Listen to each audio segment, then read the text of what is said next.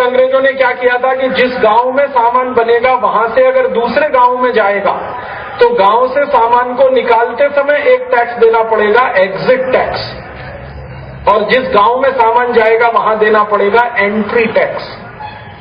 ऐसे 23 तरह के टैक्स अंग्रेजों ने लगा रखे थे। इनकम टैक्स जो अंग्रेजों ने लगाया था वो 96% होता था। इसका मतलब क्या है? इसका मतलब यह है कि कोई भी माल बेचकर अगर 100 रुपए का मुनाफा आपने कमाया तो 96 रुपए अंग्रेजों को टैक्स में भरना। एक्साइज ड्यूटी अंग्रेजों ने 350% लगाई हुई थी, 350%। इसका मतलब क्या है? कोई वस्तु का 100 रुपए का उत्पादन अगर आपने किया तो उस पर 350 रुपए टैक्स भरना पड़ेगा आपको, तो वस्तु का मूल्य 450 रुपए हो जाएगा। अंग्रेजों ने सेल्स टैक्स लगाया हुआ था, उसकी रेट थी 70%, माने 100 रुपए की वस्तु बेच रहे हैं तो 70 रुपए उस पर टैक्स फिर सेल्स टैक्स के नाम पर देना पड़ेगा। तो ऐसे करके 23 टैक्स लगा रखे थे और हर साल हजारों करोड़ रुपए अंग्रेज यहां से लूट कर ले जा रहे थे टैक्स के नाम पर। तो दादा भाई नौरोजी ने अपनी पुस्तक में लिखा कि ये अंग्रेज आए थे व्यापारी बनकर, बाद में इस देश के मालिक बन गए और इस देश से 250 साल से टैक्स ले रहे हैं और उसी टैक्स के भरने में भारत गरीब हो रहा है और इंग्लैंड अमीर हो रहा है। तो दादा भाई नौरोजी ने भारत की गरीबी का कारण बताया था अंग्रेजों की सरकार का लगाया हुआ टैक्स। और दादा भाई नौरोजी कहा करते थे कि जिस दिन अंग्रेज भारत छोड़कर चले जाएंगे उस दिन अंग्रेजी टैक्स भी चले जाएंगे और उसी से भारत अमीर होना शुरू हो जाएगा। और दादा भाई नौरोजी के इस सिद्धांत से महात्मा गांधी भी सहमत थे, नेताजी सुभाष चंद्र बोस भी सहमत थे, रास बिहारी बोस भी इससे सहमत थे, शचीन्द्र नाथ सान्याल भी सहमत थे। उस जमाने के जितने भी अर्थशास्त्री थे और क्रांतिकारी भी थे वो सब उनकी इस तर्क से सहमत थे कि जब तक अंग्रेजों की सरकार भारतवासियों पर टैक्स लगाती रहेगी भारतीय नागरिक अमीर नहीं हो सकते, गरीब ही गरीब रहेंगे। और जिस दिन अंग्रेजों की सरकार भारत से चली जाएगी भारत के नागरिकों पर टैक्स लगना बंद हो जाएगा, उसी दिन से भारत अमीर होता चला जाएगा। तो भारतीय क्रांतिवीरों ने भारत से अंग्रेजों को हटाने के लिए जो संग्राम किया उसका एक बड़ा कारण था अंग्रेजों के द्वारा लिया जाने वाला टैक्स। अंग्रेजों की सरकार ने किसानों पर भी टैक्स लगा रखा है और किसानों के टैक्स को लगान के नाम से वसूला जाता था। और भारत में लगभग 7,32,000 गांव थे, हर गांव से लगान वसूली के लिए अंग्रेज अधिकारी नियुक्त किए जाते थे। और उसका रेट क्या होता था, किस दर से वो लगान वसूल किया जाता था? वो रेट ये था कि अगर कोई गांव जितना उत्पादन करेगा कम से कम उसका 50% और अधिक से अधिक 95% अंग्रेजों को लगान में देगा। इसका मतलब क्या है? कोई गांव के किसान ने 100 क्विंटल अन्न पैदा किया तो उसमें से 95 क्विंटल अंग्रेजों को देना पड़ेगा लगान में, 5 क्विंटल आप अपना रखिए गांव में। तो किसानों के ऊपर जो टैक्स था वो प्रोडक्शन के ऊपर 95% होता था।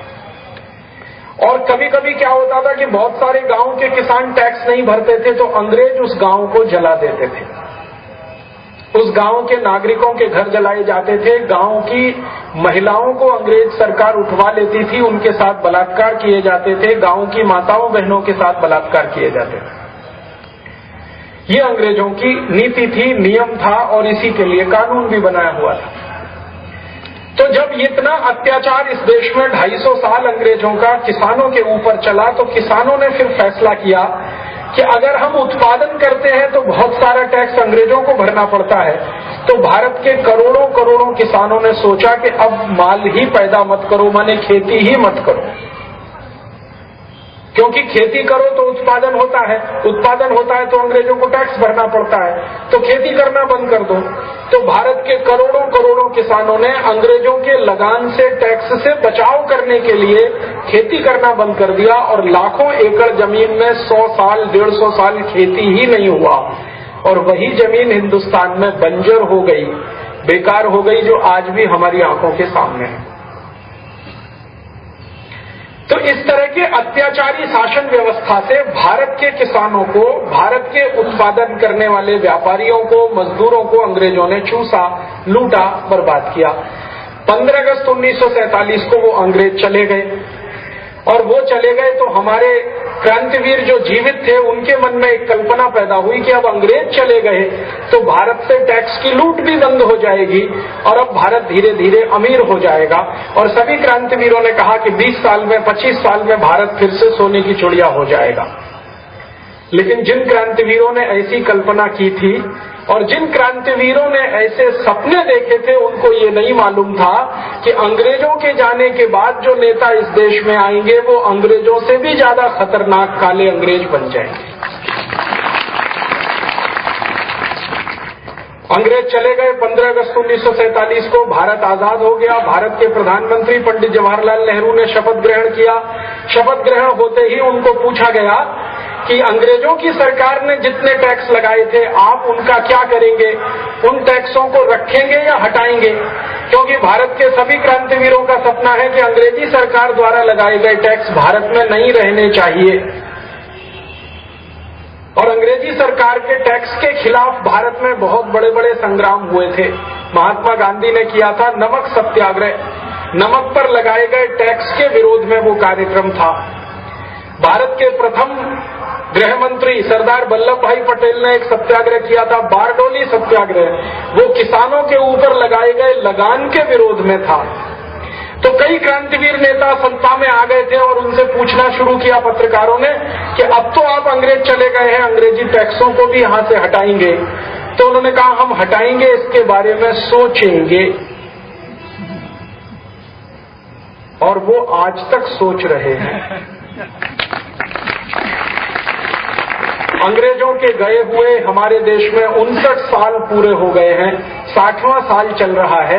जितने टैक्स अंग्रेजों ने लगाए थे, एक भी टैक्स भारत के आजादी के बाद के काले अंग्रेजों ने, माने आज के नेताओं ने हटाया नहीं। सेंट्रल एक्साइज ड्यूटी अंग्रेजों ने लगाया, वो आज भी लग रहा है। सेंट्रल सेल्स टैक्स अंग्रेजों ने लगाया, वो आज भी लग रहा है। इनकम टैक्स अंग्रेजों ने शुरू किया, वो आज भी हम दे रहे हैं। टोल टैक्स अंग्रेजों ने शुरू किया, वो आज भी दे रहे हैं। रोड टैक्स अंग्रेजों ने शुरू किया, वो आज भी हम दे रहे हैं। सेल्स टैक्स अंग्रेजों ने शुरू किया, वो आज भी हम दे रहे हैं। और हमें तो बहुत दुख है ये कहते हुए कि अंग्रेजों के शुरू किए गए 23 टैक्स तो हम दे ही रहे हैं। अंग्रेजों के जाने के बाद इन काले अंग्रेजों ने और लगभग 40 टैक्स लगा दिए हैं, वो भी हम दे रहे हैं। माने अंग्रेजों के जाने के बाद इस देश में टैक्स कम नहीं हुए हैं, बढ़ते ही बढ़ते चले गए हैं। और अंग्रेजों के जाने के बाद टैक्स चूंकि कम नहीं हुए, इसका माने लोगों की लूट बदस्तूर जारी है इस देश में। बस अंतर इतना है कि पहले गोरे अंग्रेजों ने इस देश को लूटा टैक्स लगाकर, अब काले अंग्रेज इस देश को लूट रहे हैं टैक्स लगाकर। ये काले अंग्रेज कौन है? मनमोहन सिंह। ये काले अंग्रेज कौन है? पी चिदम्बरम। ये काले अंग्रेज कौन है? नवीन पटनायक। ये काले अंग्रेज कौन है? ये जितने भी नेताओं के नाम आप गिन सकते हैं अपनी उंगलियों पर, जिनको आप जानते हैं, ये सब काले अंग्रेज हैं। और मुझे ये बड़े दुख और दुर्भाग्य से कहना पड़ रहा है कि अंग्रेजों की आत्मा ही इनमें उतर गई है। और ये आज के नेता भी हमसे ऐसे ही टैक्स वसूल रहे हैं जैसे अंग्रेजों ने वसूला है। अब मैं आपको एक छोटा सा उदाहरण से समझाता हूं। ये आज के हमारे जो काले अंग्रेज नेता हैं, ये कितने टैक्स लेते हैं हमसे, एक उदाहरण से समझिए। आप जहां बैठे हुए हैं, आपके ठीक पीछे एक पेट्रोल पंप है। ये petrol pump Bharat petroleum company का है। आप अभी मेरा व्याख्यान सुनकर वहां जाइए और उसको पूछिए 1 लीटर पेट्रोल का भाव क्या है। पूछने की शायद जरूरत ना पड़े, आप सभी को मालूम है लगभग 50 रुपए के आसपास होगा। और 1 लीटर डीजल का भाव 38 रुपए के आसपास होगा। पिछले साल मैंने क्या किया, ये जो भारत पेट्रोलियम नाम का पेट्रोल पंप आपके ग्राउंड के पीछे है, इस कंपनी के सबसे बड़े अधिकारी को, जिसको चीफ एग्जीक्यूटिव ऑफिसर कहते हैं, मैंने एक पत्र लिखा। और उस पत्र में मैंने उसको एक प्रश्न किया कि भारत पेट्रोलियम नाम की कंपनी में 1 लीटर पेट्रोल कितने रुपए में बनता है और इस पर कितने रुपए टैक्स लगता है। तो मेरे पत्र का उसने जवाब दिया कि मैं आपको ये जानकारी नहीं दे सकता। मैंने पूछा क्यों नहीं दे सकते? तो कहते हैं ये बहुत सेंसिटिव है, संवेदनशील जानकारी है। तो मैंने कहा इसमें संवेदनशीलता क्या है? मैं भारत का नागरिक हूं और जानना चाहता हूं कि 1 लीटर पेट्रोल कितने रुपए में बनता है और कितना रुपए उस पर टैक्स लगता है। इसमें आप क्यों मुझसे छुपाना चाहते हैं जानकारी को? कहने लगे ये जानकारी इतनी खतरनाक है कि गांव-गांव वालों को पता चल गई तो ये सरकार नहीं चल पाएगी इस देश में। तो मैंने कहा ना चले सरकार, इससे मेरा क्या लेना देना, मुझे ये जानकारी चाहिए। तो पहले उसने मना कर दिया। फिर मैंने उससे कहा कि आपको मालूम है भारत में एक कानून बना है जिसका नाम है राइट टू इंफॉर्मेशन एक्ट। अगर मैंने इस कानून का पालन किया तो आपकी नौकरी चली जाएगी और मैं नहीं चाहता कि आपके बीवी बच्चे भूखे मरे, इसलिए अब चुपचाप ये जानकारी दे दीजिए। क्योंकि आप अगर मना करेंगे ये जानकारी के लिए और मैं हाई कोर्ट में चला गया, सुप्रीम कोर्ट में चला गया, तो कोर्ट आपको मजबूर कर देगा वो जानकारी देने के लिए, इसलिए अब आप इसको छुपा नहीं सकते, दे दीजिए चुपचाप। तब उसने जानकारी दिया और उसने बताया कि 1 लीटर पेट्रोल हमारे भारत पेट्रोलियम कंपनी में 8 रुपए में बनता है। मैंने उससे फिर एक पत्र लिखकर पूछा कि ये 8 रुपए का ब्रेकअप बताओ मुझे। ब्रेकअप का माने कि वास्तव में ये कहां 8 रुपए खर्च होता है, कैसे खर्च होता है, ये मुझे समझाओ। तब उसने पूरा डिटेल मुझे भेजा। उसने कहा कि देखिए जी, पेट्रोल बनाने के लिए कच्चा तेल निकालते हैं हम जमीन के नीचे से, और कच्चा तेल निकालते हैं समुद्र में से। तो जमीन के नीचे से जितना भी कच्चा तेल निकलता है, समुद्र में से जितना कच्चा तेल निकलता है, वो सब फोकट का होता है, उसको कोई पैसा हम नहीं देते, क्योंकि भारतीय भूमि से निकाला हुआ है, भारत के समुद्र से निकाला हुआ है, तो वो पैसा तो उसको देना नहीं पड़ता। निकालने में मशीन लगती है और मशीन चलाने के लिए बिजली खर्च होती है। तो अगर 1 लीटर कच्चा तेल हम जमीन से निकालें तो उसमें जो बिजली का खर्चा है वो लगभग 40 पैसे आता है। 1 लीटर कच्चा तेल जमीन से निकालो तो बिजली खर्च होती है 40 पैसे की।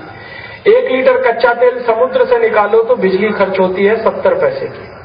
समुद्र में गहराई ज्यादा होती है, जमीन में गहराई कम होती है। ज्यादा गहराई से कोई चीज निकालेंगे तो खर्चा ज्यादा आएगा, कम गहराई से निकालेंगे खर्चा कम आएगा। तो उसने बता दिया कि 70 से 80 पैसे खर्च आता है बिजली का। फिर मैंने कहा आगे खर्च बताओ। तो आगे का खर्च ये है कि ये जो 1 लीटर कच्चा तेल हमने निकाला, इसको हम संशोधन करते हैं, अंग्रेजी में उसको प्रोसेसिंग कहते हैं। तो शोधन करते हैं, उसमें कितना लीटर निकलता है पेट्रोल। तो उसने कहा कि जब 1 लीटर कच्चे तेल को शोधन करते हैं तो 250 मिलीलीटर पेट्रोल उसमें से निकल आता है। बाकी क्या हुआ 750 मिलीलीटर का। तो उसने कहा कि बाकी का थोड़ा डीजल निकलता है, थोड़ा केरोसिन निकलता है, थोड़ा वैक्स निकलता है, और ऐसी 50 चीजें उसमें से निकलती हैं। तो मैंने कहा इसका मतलब यह है कि 4 लीटर कच्चा तेल अगर हम शोधन करें तो 1 लीटर पेट्रोल बनेगा। हाँ, बिल्कुल ठीक बात है। तो अब उसका हिसाब मैंने जोड़ा कि 70 पैसे लीटर का अगर खर्च माने तो 2 रुपए 80 पैसे में 1 लीटर पेट्रोल बन जाएगा। अब उस 1 लीटर पेट्रोल पर भारत पेट्रोलियम कंपनी अपना मुनाफा लगाती है। तो उनका कहना है कि हमको मिनिमम 15 से 20% नेट प्रॉफिट चाहिए, तो वो जोड़ दिया। फिर वो कहते हैं हमारे ओवरहेड एक्सपेंसेस इसमें चाहिए, वो भी मैंने जोड़ दिए। फिर वो कहते हैं कि 1 लीटर पेट्रोल को हम जहां बनाते हैं और गांव-गांव में ट्रांसपोर्ट करते हैं उसमें 1 रुपए खर्च आता है, वो भी जोड़ दिया। तो कुल सारा जोड़ करने के बाद खर्च आता है 8 रुपए लीटर। अर्थात भारत की सबसे बड़ी पेट्रोल बनाने वाली कंपनी भारत पेट्रोलियम में 1 लीटर पेट्रोल बनाने का खर्चा है 8 रुपया। तब मैंने उस चीफ एग्जीक्यूटिव ऑफिसर को पूछा कि भाई अब मुझे ये समझाओ कि ये 8 रुपए लीटर में जो पेट्रोल बना वो 50 रुपए लीटर क्यों बिकता है। तो उसने कहा साहब ये बात आप वित्त मंत्री से पूछिए। मैंने पूछा क्यों। तो उसने कहा कि वित्त मंत्रालय इस 8 रुपए लीटर के पेट्रोल पर 42 रुपए लीटर का टैक्स लगाता है। 8 रुपए लीटर के पेट्रोल पर 42 रुपए लीटर का टैक्स, तो कितने प्रतिशत हुआ हिसाब से जोड़ो जरा। 8 रुपए लीटर के पेट्रोल पर अगर 8 रुपए टैक्स लगाया जाए तो भाव हो जाएगा 16 रुपए लीटर, तो टैक्स हो गया 100%। 8 रुपए लीटर के पेट्रोल को अगर 24 रुपए लीटर बेचा जाए तो टैक्स हो गया 200%। 8 रुपए लीटर के पेट्रोल को अगर 32 रुपए लीटर बेचा जाए तो टैक्स हो गया 300%। 8 रुपए लीटर के पेट्रोल को 40 रुपए लीटर बेचा जाए तो टैक्स हो गया 400%। और 8 रुपए लीटर के पेट्रोल को 48 रुपए लीटर बेचा जाए तो टैक्स हो गया 500%। अर्थात जब आप इस भारत पेट्रोलियम के पंप में जाकर 1 लीटर पेट्रोल खरीदते हैं तो 42 रुपए आप टैक्स के रूप में सरकार को देते हैं और वो टैक्स होता है 500%। भारत के नागरिक एक दिन में 300 करोड़ लीटर डीजल और पेट्रोल खर्च करते हैं एक दिन में, और 1 लीटर पे 42 रुपए टैक्स देते हैं। तो 300 करोड़ लीटर पर 300 करोड़ में 42 का गुणा करो, लगभग 13 से 14 हजार करोड़ रुपए हर दिन हम डीजल में पेट्रोल में टैक्स का दे रहे हैं। अब एक दिन में 13 से 14 हजार करोड़ रुपए दे रहे हैं तो एक साल में कितना हुआ? तो 365 का गुणा कर लो 13,000 करोड़। इतना टैक्स हम भर रहे हैं कि वो कैलकुलेटर में नहीं समाएगा, कैलकुलेटर फेल हो जाए। और ये तो मैंने कहानी सुनाई सिर्फ डीजल और पेट्रोल की। पेट्रोल की कहानी है 42 रुपए लीटर टैक्स भर रहे हैं, डीजल की कहानी ऐसी ही है। डीजल का उत्पादन खर्च भी 8 रुपए लीटर ही है और उस पर 30 रुपए लीटर का टैक्स है। और ये जो केरोसिन ऑयल होता है, मिट्टी का तेल जिसको आप कहते हैं, इसका कहानी भी यही है, 8 रुपए लीटर में यही बनता है। और अगर वो 15 रुपए लीटर बिक रहा है तो उस पर 100% के आसपास टैक्स है। तो डीजल, पेट्रोल, केरोसिन और एलपीजी गैस जो आप इस्तेमाल करते हैं, सिलेंडर रसोई गैस का, उसका भी यही कहानी है। तो हम जो भी कुछ पेट्रोलियम पदार्थ इस्तेमाल कर रहे हैं उसमें लगभग 500% टैक्स सरकार को दे रहे हैं। ये टैक्स हर साल सरकार हमसे ले रही है और क्या बोल रही है कि इस टैक्स से भारत का विकास करेंगे। और हम 58 साल से यही सुन रहे हैं। पंडित नेहरू ने जब ये टैक्स लेने शुरू किए थे तब उन्होंने पहला भाषण लोकसभा पे दिया था, लोकसभा के अंदर दिया था, और फिर भारत के लाल किले की दीवार पे खड़े होकर बोला था कि मैं भारतीय नागरिकों से अपील करता हूं कि वो ईमानदारी से टैक्स भरें तो हमारे पास टैक्स का पैसा आए तो हम देश का विकास करें। तो हम तो अंग्रेजों को भी ईमानदारी से टैक्स भरते थे और अंग्रेजों के बाद इन काले अंग्रेजों को भी ईमानदारी से टैक्स भर रहे हैं, लेकिन देश के विकास का क्या? मैंने आपको डीजल पेट्रोल का एक कहानी सुनाया। आप बाजार से कुछ भी खरीदो उसमें आपको टैक्स भरना पड़ता है। उदाहरण के लिए आप अपना घर बनाओ, घर बनाने के लिए आपको ईंट लगेगी, सीमेंट लगेगा, लोहा लगेगा, बालू लगेगी, और इन सबको खरीदने में टैक्स लगेगा।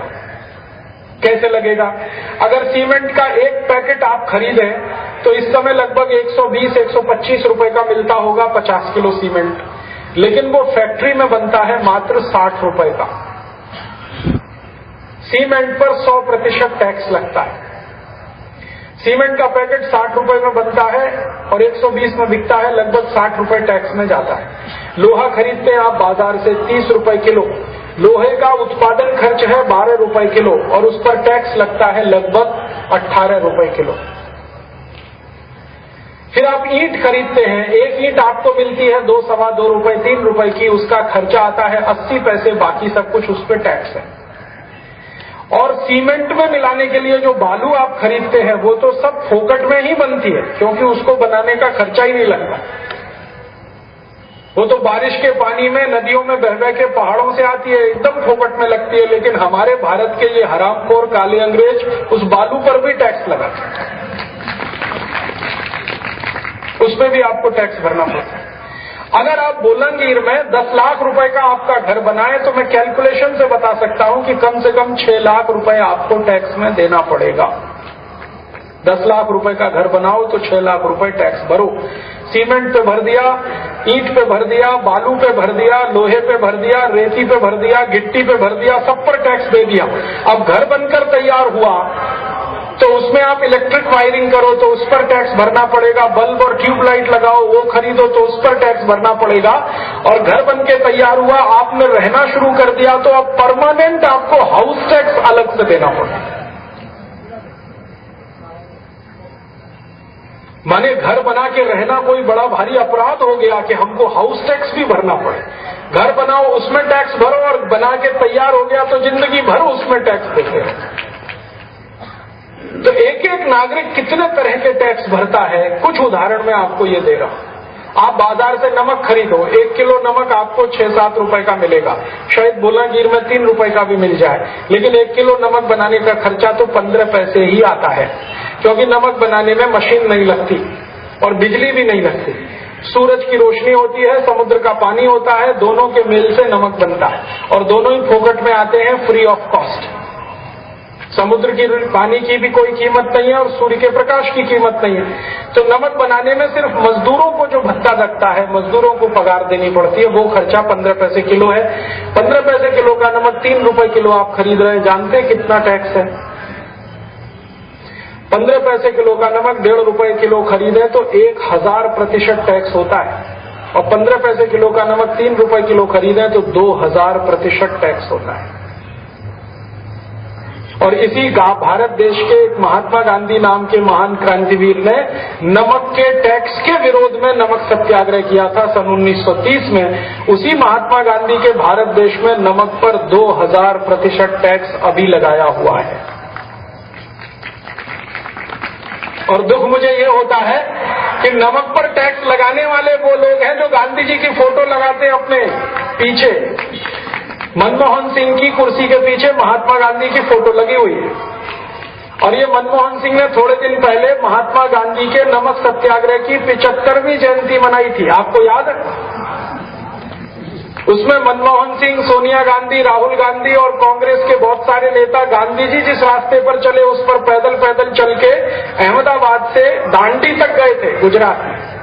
उस समय मैंने इनको चिट्ठी लिखा था, उसमें कहा था कि पाखंडियों, महात्मा गांधी को तो थोड़ा बख्श दो। तुम जिस महात्मा गांधी के नमक सत्याग्रह की 75वीं वर्षगांठ मना रहे हो, उस आदमी ने नमक पर टैक्स का विरोध किया था, इसलिए ये पदयात्रा की थी, और तुम हरामखोरों ने 2000% टैक्स लगा दिया है नमक पर। तुमको तो चुल्लू पर पानी में डूब मरना चाहिए, या पानी भी नहीं मिले तो ऐसे ही मर जाना चाहिए, कम से कम पानी तो खर्च ना हो इस देश में। ऐसा हमारा देश है। टैक्स टैक्स टैक्स, इतने इतने इतने के आदमी त्राहिमाम कर जाए। और मैं आपको अब एक गंभीर बात कहने जा रहा हूं, वो ये कि जिन नागरिकों के ऊपर टैक्स ज्यादा होता है वो नागरिक उतने ही ज्यादा गरीब होते हैं।